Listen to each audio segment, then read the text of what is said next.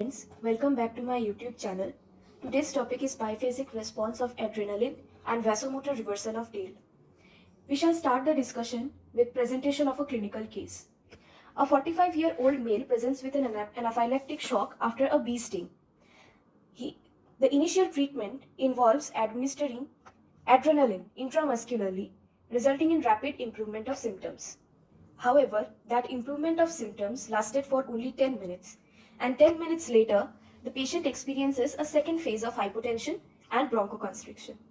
This biphasic response, seen in some anaphylactic reaction, highlights the complex interactions between immune mediators. So now we shall see what exactly happened to this person, beginning from rapid improvement of symptoms after administration of intramuscular adrenaline, and then the second phase of hypotension. Initially, there was histamine release, which led to vasodilation due to histamine H1 receptor activation. The bee sting stimulated the mast cells to react and release histamine, which serves as an inflammatory mediator. Adrenaline's vasoconstrictive effect override this.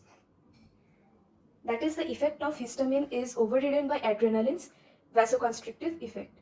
However, as the adrenaline wears off, histamine's vasodilation regains dominance because the adrenaline has been reuptaken and broken down, and as its concentration falls, the vasoconstrictive effect diminishes.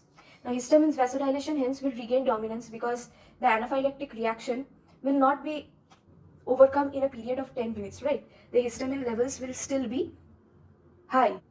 Now, the histamine again shows its vasodilatory effect, and because of the vasodilation, there is hypotension. This case underscores the need for prolonged monitoring and treatment during anaphylaxis because there can be sudden worsening of symptoms. For this, we need to understand the effects of adrenaline and how its effects vary with its concentration.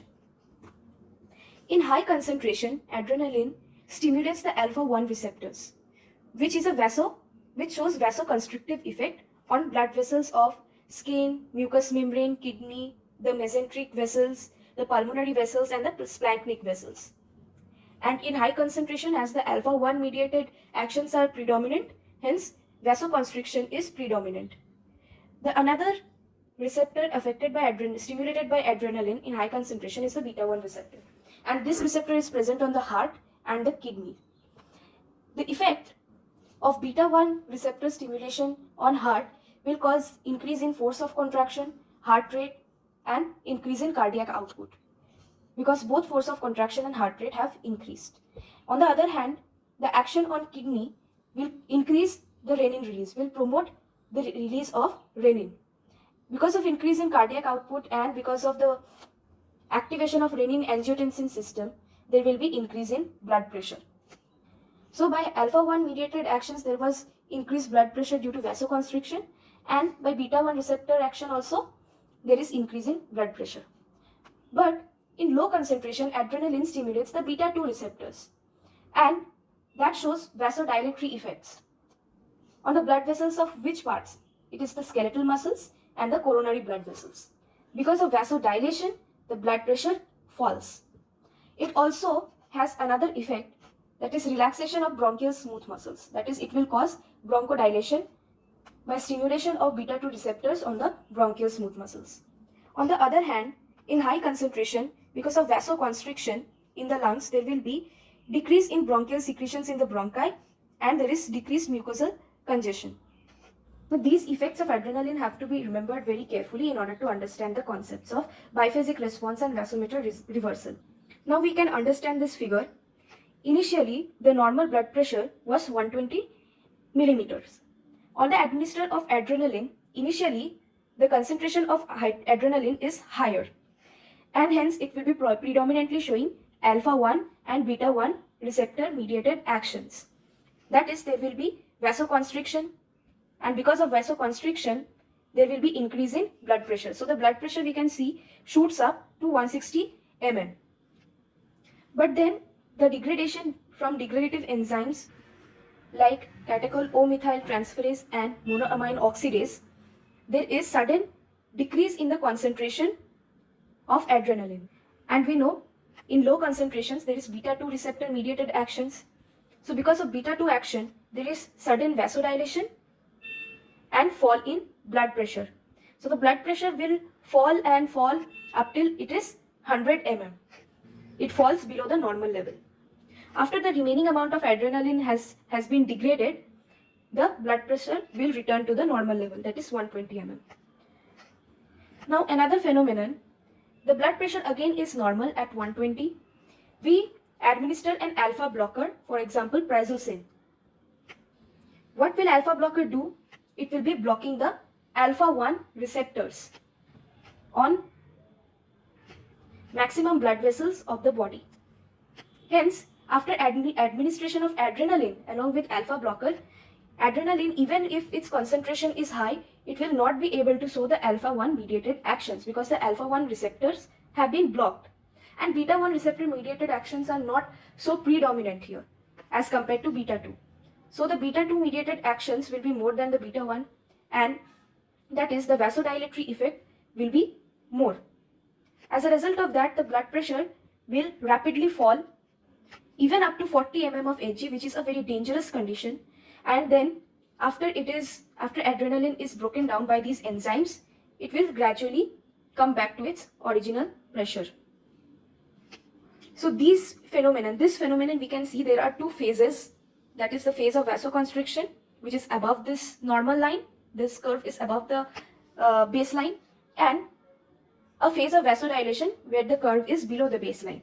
That is why this is called as biphasic effect or the biphasic response of adrenaline. And this part, we can see there is no vasoconstriction, there is no biphasic response with the administration of alpha blocker. There is only one phase, that is vasodilation. Initially, the vasoconstriction that should have happened is not occurring, and hence this is called as vasomotor reversal of Dale. Dale is the name of a scientist. Intramuscular adrenaline has been administered to the patient. Initially, there is high concentration of adrenaline, so there is initial stimulation of alpha 1 and beta 1 receptors, and there is alpha 1 mediated vasoconstriction and beta 1 mediated increase in heart rate and increase in renin release, or rather renin release is promoted. Hence there will be increase in blood pressure and there will be improvement of symptoms. In this patient, where there was inflammatory response due to anaphylaxis, and there was fall in blood pressure with bronchospasm. Now following reuptake or metabolism by enzymes like monoamine oxidase and catecholomethyltransferase transferase, there will be decrease in the concentration of adrenaline, which will stimulate the beta 2 receptors and not alpha 1 and beta 1 receptors.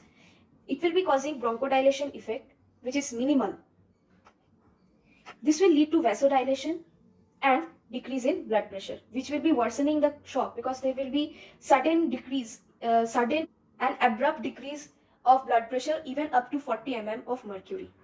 Now one add-on factor is that because of anaphylaxis, there is increase in the inflammatory mediators like histamine, which will be causing vasodilation and blood pressure will be falling.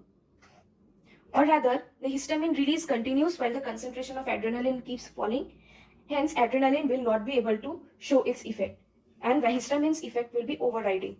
Histamine will also cause bronchoconstriction, which explains the dyspnea and shortness of breath in this patient.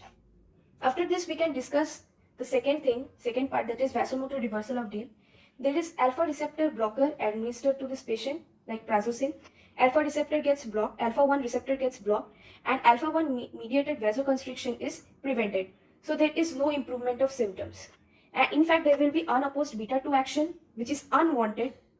It will cause vasodilation and tremendous decrease in blood pressure will happen, and the patient may also die because of anaphylaxis. There is already enough amount of histamine release, and above that, on addition of alpha blocker, the blood pressure will be decreasing tremendously. That's all for today's discussion. This is a very important clinical concept which will be applied even in clinical practice, as well as it is asked in different viva questions as well as practical exams. It is important for theory exams also.